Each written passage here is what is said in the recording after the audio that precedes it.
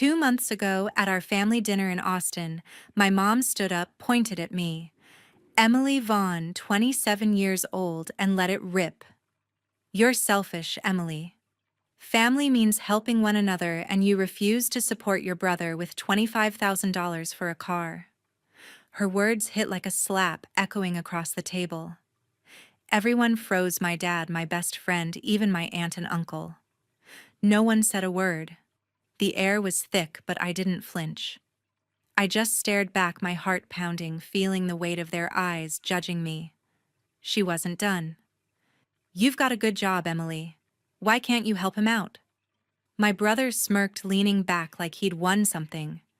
I'd been covering their bills, electricity, groceries, you name it, for years, and this was my reward.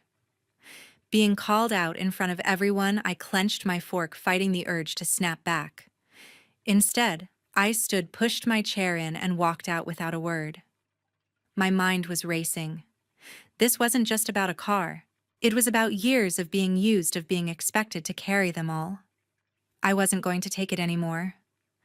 As I stepped into the night, I knew things were about to change. They thought they could guilt me into submission, but they had no idea what was coming. I was done playing their game.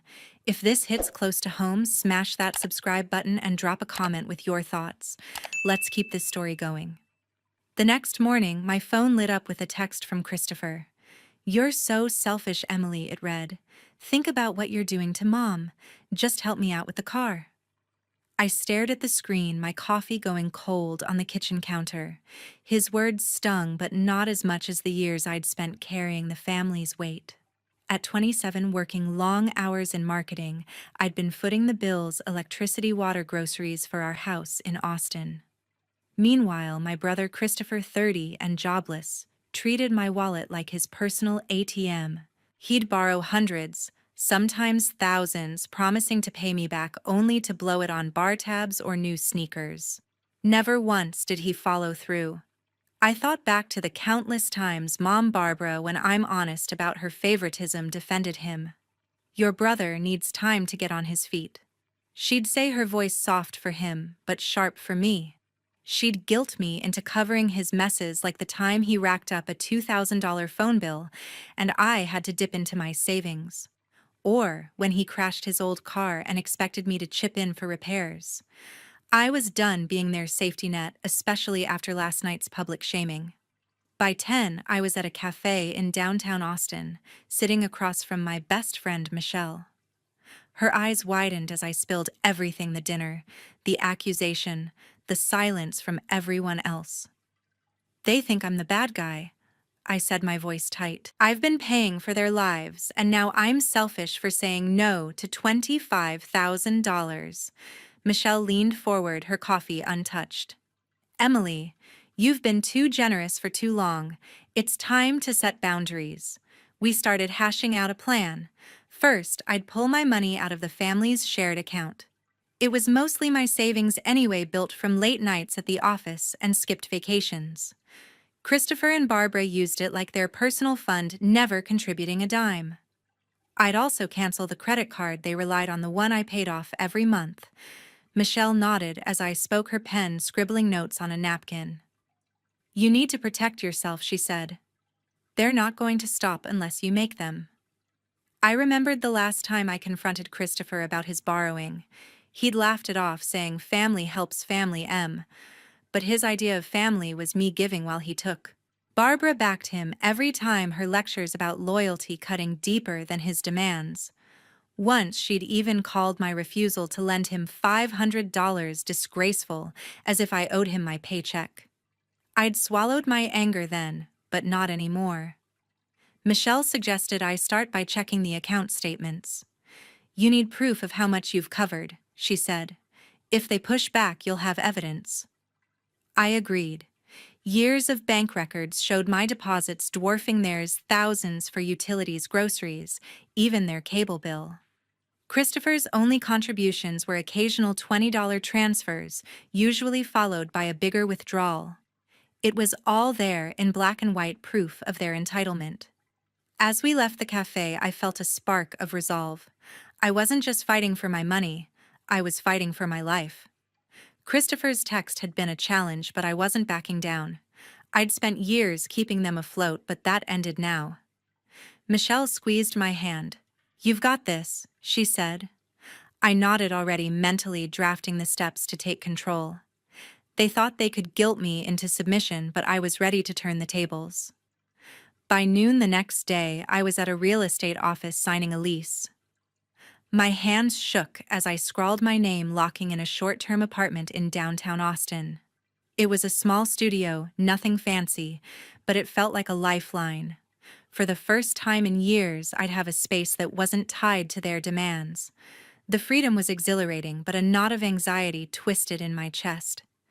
Cutting ties with my family's finances meant burning bridges, and I knew Christopher and Barbara wouldn't let it go quietly. Back at my desk, I logged into the bank's website and started the process. The shared account held mostly my savings years of late nights in marketing scraping by while I paid their bills. I transferred every dollar to my personal account, my heart racing with each click. Then came the credit card. Barbara and Christopher used it for everything: groceries, gas, even his bar tabs. I'd been paying it off monthly, no questions asked. Not anymore. I called the bank, canceled the card, and felt a weight lift. They'd find out soon enough. Michelle met me at my office after work. I had a folder tucked under my arm. Inside were screenshots of Christopher's texts begging for cash, $500 here, 1,000 there, and bank statements showing my payments for their utilities. One text from last year stood out: "I need $2,000 for rent. I'll pay you back next month." He never did. Michelle's eyes narrowed as she read it. "This guy's been leeching off you forever." We sorted through the evidence, organizing it into a digital file. "If they push back, you'll need this," Michelle said, her voice steady. I nodded, grateful for her clarity. She'd always been my anchor, the one who saw through their manipulation when I couldn't. The folder felt like armor, proof that I wasn't the selfish one. My brother's debts were his own, not mine to carry. My phone buzzed as we worked. A new message from Christopher. "What's wrong with you? My card got declined at the dealership today. Fix this, Emily." His anger was palpable, but I didn't reply. He'd been using that card to chase his dream car, the one he wanted $25,000 for. I could picture him standing there, smug smile fading as the cashier shook her head. Good. Let him feel the consequences for once. I kept my silence, focusing on the next steps. Michelle suggested I check my credit report to make sure Christopher hadn't tried anything shady. "You never know with him," she said, her tone grim. I agreed, pulling up the report on my laptop. Everything looked clean, but I added a fraud alert just in case. The thought of him tampering with my credit sent a chill down my spine. I wasn't just protecting my money now, I was protecting my future. Moving to the apartment was smoother than I expected. I packed light clothes, laptop, a few books, and left the family house behind. The studio was bare, with just a bed and a small table, but it was mine. I sat on the floor that night, staring at my phone. No calls from Barbara yet, which surprised me. She'd always been quick to lecture me about family duty. Her silence felt like the calm before a storm. Michelle stayed late, helping me settle in.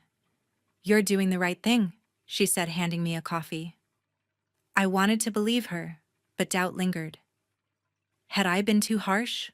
Was I the one tearing us apart? Then I glanced at the folder of evidence, the years of unpaid loans staring back at me. No, this wasn't my fault. Christopher and Barbara had built this mess, and I was done cleaning it up.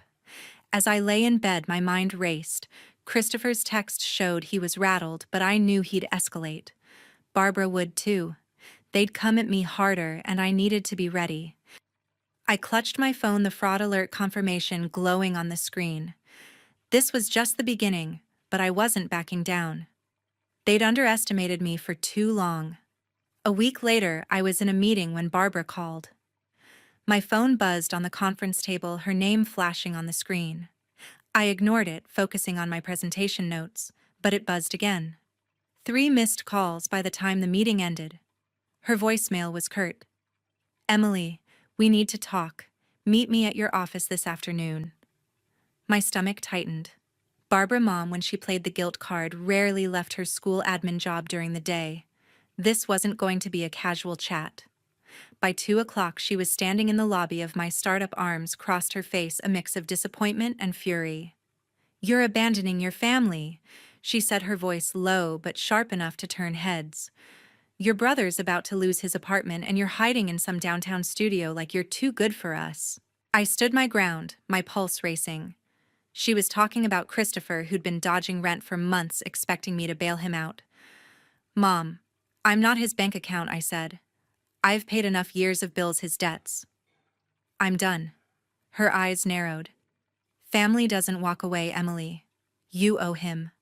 Owe him. For what, his reckless spending. The $25,000 he wanted for a car I'd never see." I shook my head. "I don't owe anyone anything. Not anymore." She opened her mouth to argue, but I turned and walked back to my desk, her words trailing behind me like a storm cloud. I wasn't budging, not this time. That evening, my phone pinged with a message from Michelle. "You need to see this," she wrote, attaching a screenshot. It was a Facebook post from Christopher Public for all our mutual friends to see. Some people turn their backs on family when they get a fancy job. Too selfish to help their own brother. My jaw clenched. He'd painted me as the villain, twisting the truth to make himself the victim. The post had likes, comments, people I knew buying his lies. I called Michelle, my hand shaking as I paced my apartment. "He's slandering me," I said, my voice tight. "This is low even for him." Michelle's tone was calm but firm. "Don't respond yet, Emily. He wants you to lash out. We've got the evidence, his texts, those bank statements.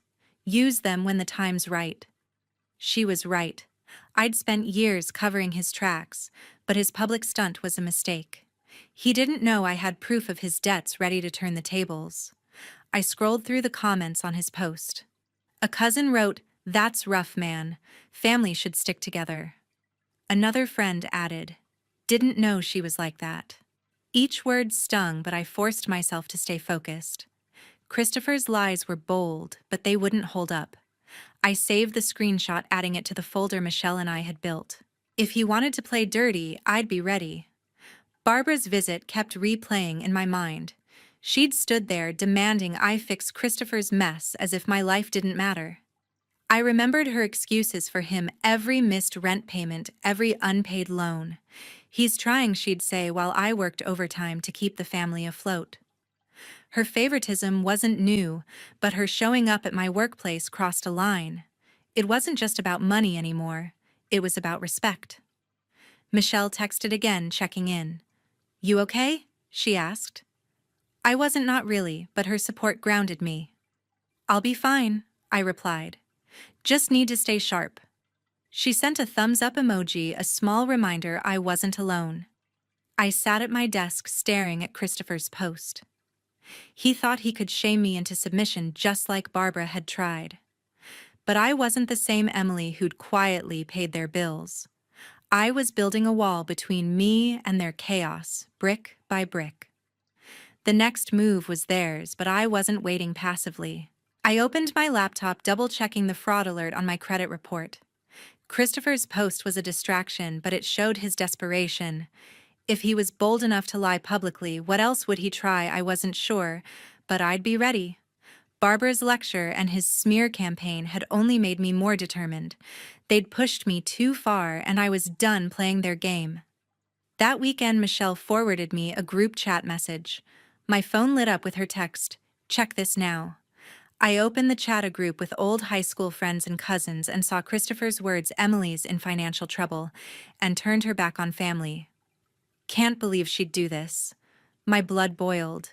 He'd taken his lies from Facebook to our inner circle, painting me as broke and heartless.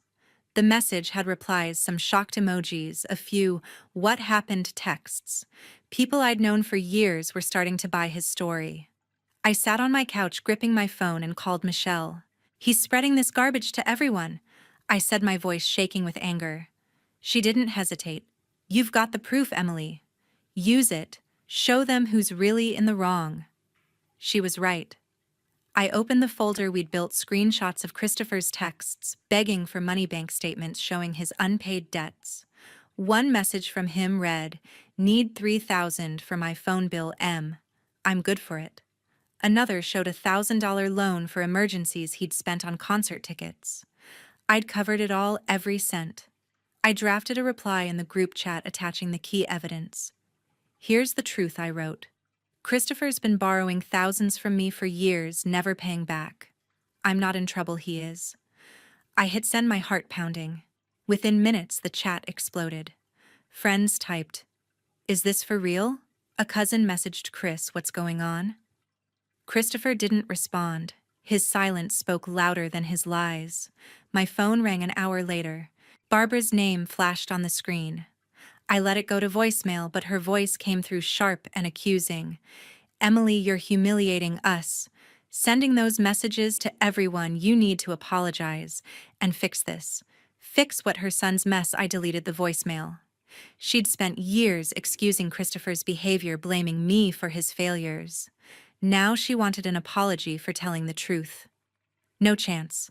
I threw myself into work instead. My marketing job at the startup was demanding, but it was my lifeline. I pitched a new campaign that Monday, pouring my energy into slides and strategies. My boss nodded approvingly, unaware of the chaos in my personal life. I wasn't about to let Christopher's rumors ruin my reputation. I'd built my career from scratch. And no one, not him, not Barbara, was going to tear it down. Michelle came over that evening bringing takeout from a taco truck. "You did the right thing," she said, setting the food on my coffee table. "People are talking, but they're questioning him now, not you." I sighed, picking at a taco. "It still hurts, knowing they believed him at first." She reached over, squeezing my arm. "They're seeing the real Christopher now. You're stronger than this." She was right. But the sting lingered. I'd spent years keeping our family's secrets, paying for their mistakes. Now exposing Christopher felt like betraying them, even if it was the truth. I pushed the thought away. This wasn't betrayal. It was survival. I checked the group chat again. A friend had messaged privately. "I had no idea he was doing this to you. I'm sorry." Another wrote, "Chris needs to explain himself." The tide was turning, but I wasn't celebrating yet. Barbara's call kept echoing in my mind. Her demand for an apology was classic, always protecting Christopher no matter what he did. I remembered her brushing off his missed rent payment, saying he's just going through a rough patch. Rough patch. He was 30, living off my savings while I worked myself to the bone. Her favoritism wasn't just unfair, it was suffocating. Michelle stayed late, helping me stay grounded. We talked about my next steps, keeping my finances locked down, monitoring my credit. "You're not alone in this," she said as she left. I nodded, grateful for her unwavering support.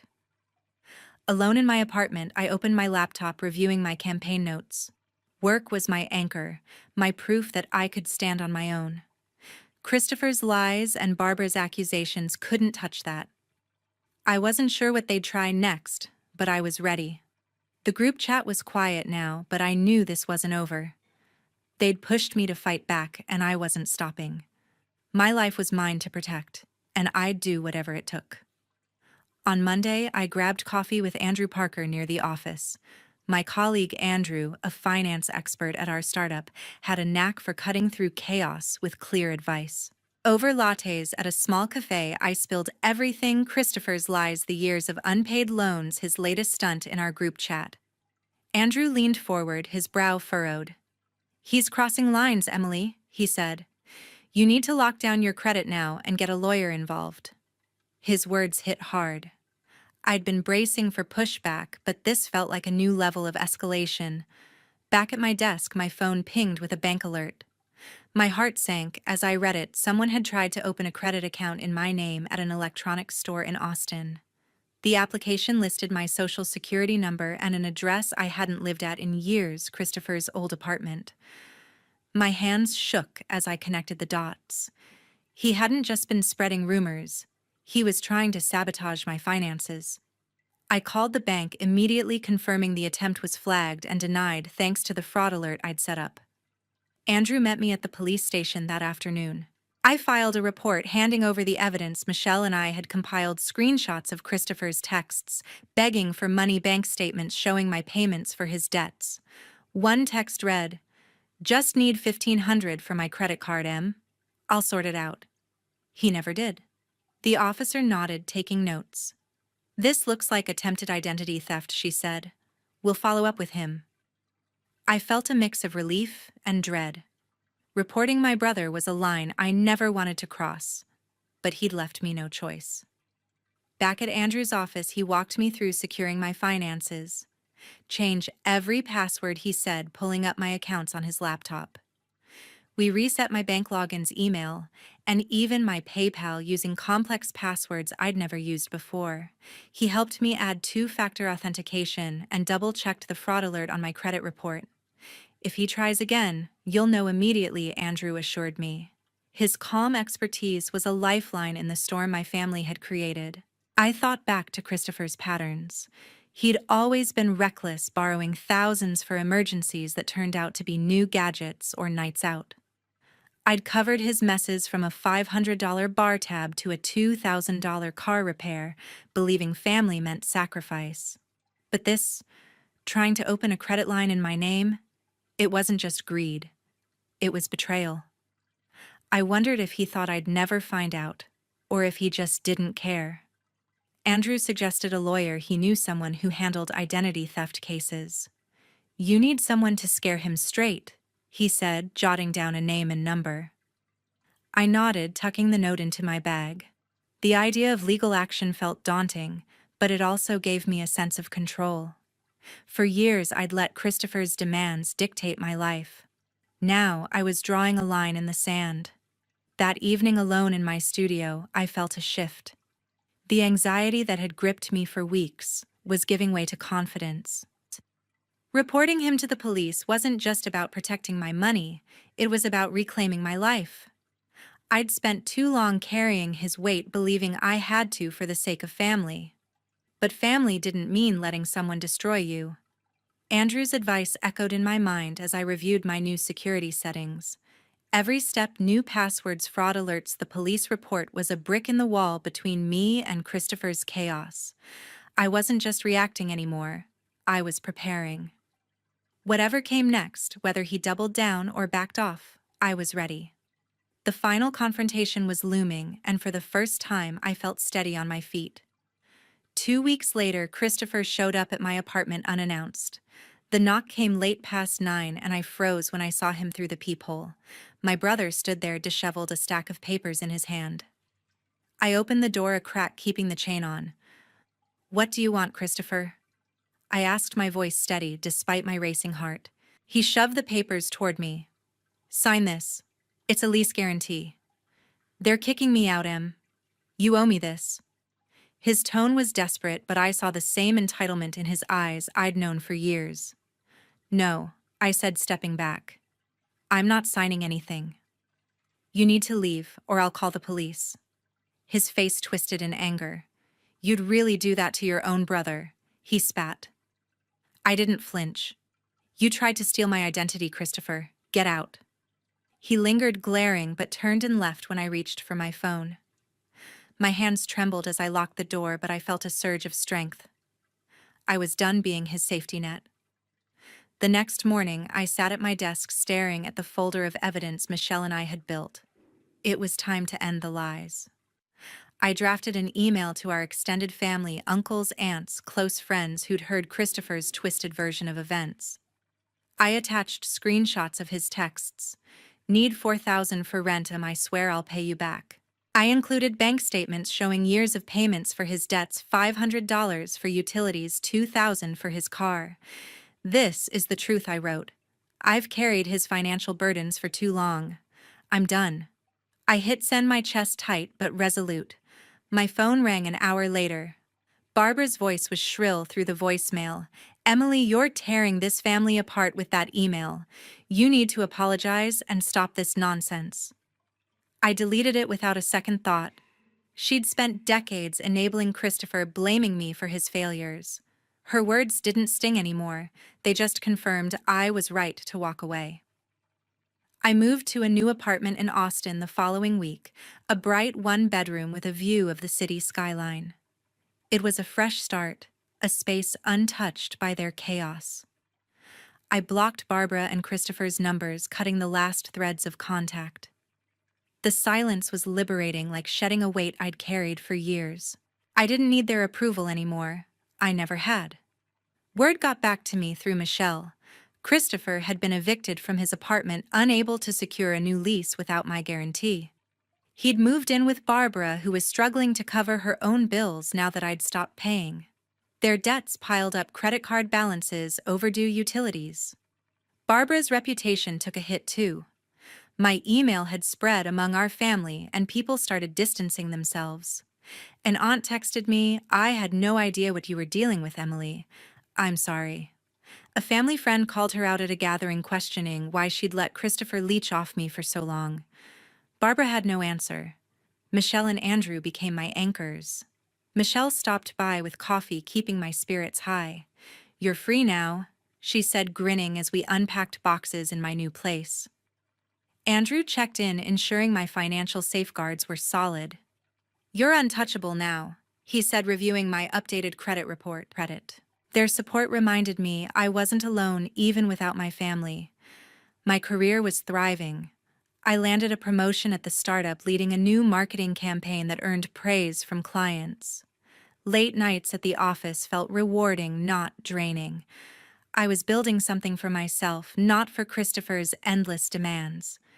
Every step forward, new apartment, new title, new confidence, proved I'd made the right choice. Looking back, I learned hard lessons. Family doesn't mean carrying someone else's burdens at the cost of your own life. Setting boundaries isn't selfish, it's survival. Christopher and Barbara's manipulation thrived because I'd let it, but their actions had consequences. He lost his home, and she lost the trust of those around her. Their selfishness and entitlement caught up with them while I found freedom in standing my ground. To everyone who's followed this story, thank you for listening. It's been a journey, and sharing it has helped me heal. If this resonated with you, please share your thoughts in the comments. I'd love to hear how you've dealt with family drama or set your own boundaries. Don't forget to like, share, and subscribe for more stories like this. Your support means the world.